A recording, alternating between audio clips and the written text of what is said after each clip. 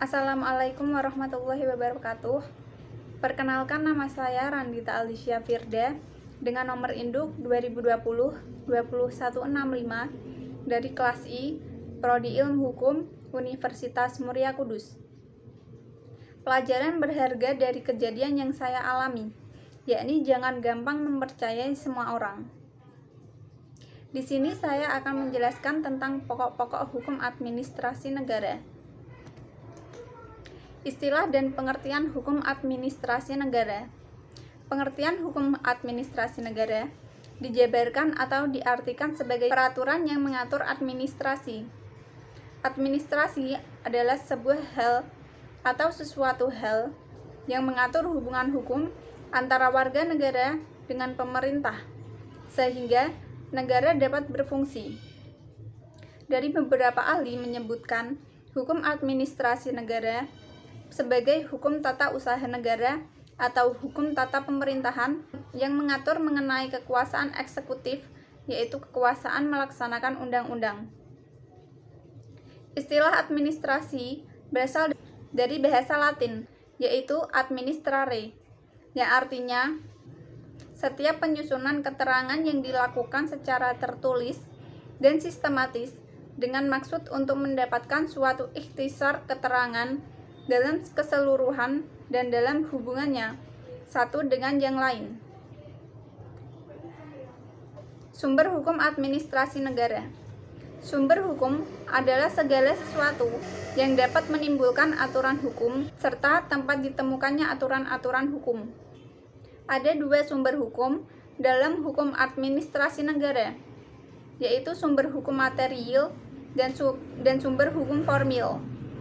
Sumber hukum material adalah faktor-faktor masyarakat yang dapat dengan mudah mempengaruhi pembentukan hukum atau faktor-faktor yang ikut mempengaruhi isi atau materi dari aturan-aturan hukum. Sedangkan sumber hukum formil adalah sebagai sumber hukum material yang sudah dibentuk melalui proses-proses tertentu, sehingga sumber hukum tadi menjadi berlaku umum dan ditaati berlakunya oleh umum, atau dapat dikatakan sudah mempunyai kekuatan hukum yang tetap. Kegiatan-kegiatan administrasi negara. Ada dua macam kegiatan aktivitas atau perbuatan dari pejabat administrasi negara. Yang pertama yakni kegiatan yang bersifat yuridis, yakni perbuatan-perbuatan hukum yang bersifat hukum administrasi negara. Yang kedua, kegiatan yang bersifat non-yuridis, yang meliputi 4 bidang pokok kegiatan atau proses yang dijalankan oleh pejabat-pejabat pemerintahan, yang merangkap juga sebagai pejabat-pejabat administrasi negara, yakni A. Pemerintahan negara, B. Manajemen keadministrasian negara, C. Pengendalian atau pengawasan terhadap badan-badan usaha, dan D. Tata usaha negara. Syarat-syarat pelaksanaan hukum administrasi negara. Efektivitas, artinya kegiatan harus mengenai sasaran atau tujuan yang telah ditetapkan atau direncanakan. Legitimasi, artinya kegiatan administrasi negara jangan sampai menimbulkan keributan oleh karena tidak dapat diterima oleh masyarakat setempat atau lingkungan yang bersangkutan. Yuriditas, artinya syarat yang menyatakan bahwa perbuatan para pejabat administrasi negara tidak boleh melanggar atau melawan hukum dalam arti luas. Legalitas, artinya sebagai perbuatan atau keputusan administrasi negara harus berdasarkan ketentuan undang-undang. Apabila dengan alasan keadaan darurat, maka harus dibuktikan, dan apabila tidak terbukti, maka perbuatan tersebut dapat digugat di pengadilan tata usaha negara. Moralitas, artinya moral dan etika umum maupun kedinasan wajib dijunjung tinggi. Perebutan tidak senonoh, sikap kasar, kurang ajar, tidak sopan, dan kata-kata yang tidak pantas wajib dihindarkan. Hal ini sangat diperhatikan masyarakat. Efisiensi, wajib dikerjakan seoptimal mungkin. Kehematan biaya dan produktivitas wajib diusahakan setinggi-tingginya. Teknik dan teknologi wajib dipakai untuk mengembangkan atau mempertahankan mutu presentasi yang sebaik-baiknya. Freyes Hermesen dan Détournement de Pouvoir. Détournement de Pouvoir di kalangan dunia hukum berasal dari suatu badan pengadilan yang secara khusus diperuntukkan bagi penyelesaian sengketa administrasi negara, yang terkenal dengan sebutan Conseil d'État, yang terdapat di Perancis. Badan ini berfungsi sebagai penasihat administrasi maupun menjalankan fungsi peradilan. Badan ini berbentuk sebagai dewan tertinggi pemerintahan yang organis administratif yang bernaung di bawah lingkungan kekuasaan Perdana Menteri sebagai puncak pimpinan pemerintahan, namun secara operasional ada di atas pemerintah, sehingga dewan itu dapat dinasihati dan membantu pemerintah dalam menjalankan pemerintahan yang baik, dan jika perlu mengadili pemerintah terhadap segala perbuatan yang melanggar hukum guna mempertahankan tertib administrasi yang sesuai dengan undang-undang.